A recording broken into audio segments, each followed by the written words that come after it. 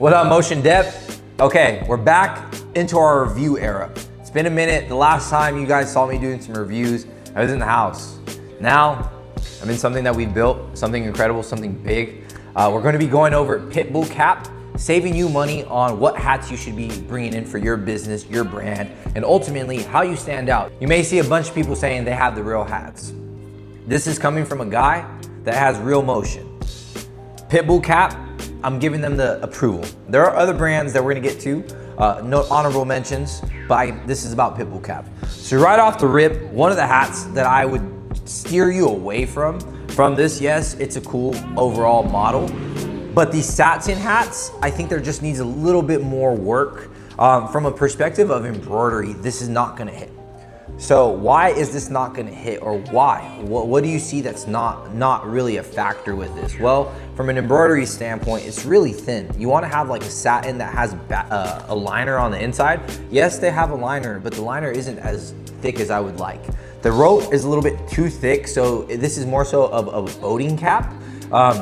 Nonetheless, still a structure. You can tell that they're trying to go after a tonal. Shout out the boys. But ultimately, this is Pitbull Cap's satin feel. Okay, this one's cool.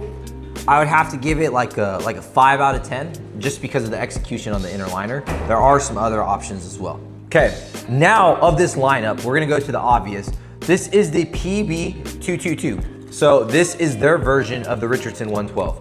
Off the rip, if I'm gonna end up getting just a standard hat from them at a good price point, you can't go wrong with the PB22. They have different colorways. The one thing that I dislike about this hat is just the overall crown. Like when it sits on my head, like I have space. You can see me indenting right here. Like that's low-key cooked. You don't want anything that has more of an arch to the shape itself. This hat though, I mean, it's good for giveaways. For your brand, if you have a lifestyle brand, you're not buying this. You're gonna be buying something like this one right here. We'll get to that one. This PB22, what would I do this? Foam embroidery, 3D print, or some puff print on top. But like, if you just look at how the hat sits, like look how it goes from crown and then it still ends up. You don't want a hat that has a weird shape like that. I mean, they're gonna tell me it's how it was shipped. Nah, gang, nah, I have a few of these hats. It just goes, it protrudes a little too high compared to like this one. This one, the crown goes up and then it goes down. So like, you look at that, this is a Velcro back. Nah, hell nah. It looks like it could be a good fit, but like, who's rocking Velcro backs in 2026, 2027? Like, out. Okay. Then, I kind of like this one. I mean, if you can get the shot on it, guys, like this has like a textured grid to it. Definitely great for like the fishing scene. Again, it just fluctuates. This brand is like a higher, lower end brand, has good price points, but they have a different variety of products that they offer.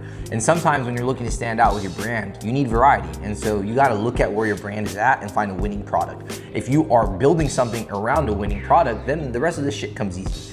But if you are only solely focusing on one item, you have to really think about how you can maximize your sales and build off a marketing ploy from that.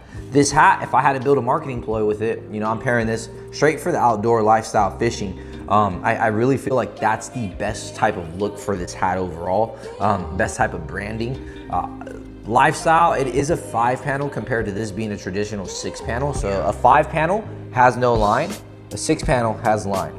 You'll see like a 7-panel. A 7-panel has an additional line at the top. The boys at Richardson, the 168, that's usually the model that you see. This hat, if I had to rate it, I'd give it a good solid 7. I just like the structure. I like the texture to it. I think that you could build around this product. What would I do on this? Again, 3D puff embroidery. That is the way to go. The next hat that we have is the hybrid Cambridge. So this one, before I forget, this is the PB315. This is the PB222. The satin one is the PB303. Then we have the faux leather, and then we have the PB274. So I wanted to make sure that I got all these product numbers on there for you guys to essentially give you the game. Now, I could sit here and go on about this hat. It's another version of this hat in a way, and so I'd rather just talk about this one. This hat right here, it reminds me of Otto. But what I like about it is that they actually are dripped and they got the top matching. You know how many times I buy camo brimmed hats and the top doesn't match? I can show you 1,000 Billis hats that way. But nonetheless, like this hat is probably my favorite out of the bunch. From a fit perspective, I can see myself in there like it look a little juby. It look a little juby. I think the biggest thing that we look at is like your crowns, right? And you want to make sure that stuff is hitting right. And if it's not, then we have to hit the ball game back. I think the edges, like the end points right here, are a little protruded. They're a little foo-foo. But you can work on that. And how you work on that is by molding your hat and getting a good fit. Then the last hat that we have is like their leather. Why did I buy the leather? I thought it looked cool. What would I do on this? PVC patches, silicone patches, stuff that really isn't going to have to go through. So when you're embroidering on leather, one of the biggest things that you are going to see is the leather opening. You're gonna see white around the edges if it isn't a really nice put together hat. And so how do you do that? They sell a real leather one as well, but for the sake of cost, sake of the video, we did the faux leather. Now, that is Pitbull Cop. Again, we have the leather one. We have the PB315. We have the PB274. This one's probably like a solid 8. The PB303, y'all know how I felt about that one. Not even about to get the Velcro one off the floor. We got the PB222, good Richardson. This is like a $6 blank, or maybe a $5 blank. Then we have the hybrid. That is Pitbull Cap. Would I bring them in or would I use them for my brand? I mean, I ordered them, right? I use them for certain occasions. And I want to mention, Pitbull Cap is the one place you can find a fitted cap that you don't have to have a high minimum. You could order one, you could order 2, you could order 100. You can get the fitteds there. Shout out all you guys. Thank you guys for following. We're back to posting on YouTube. Make sure you guys drop a comment on what brand you want us to bring in next and hit subscribe.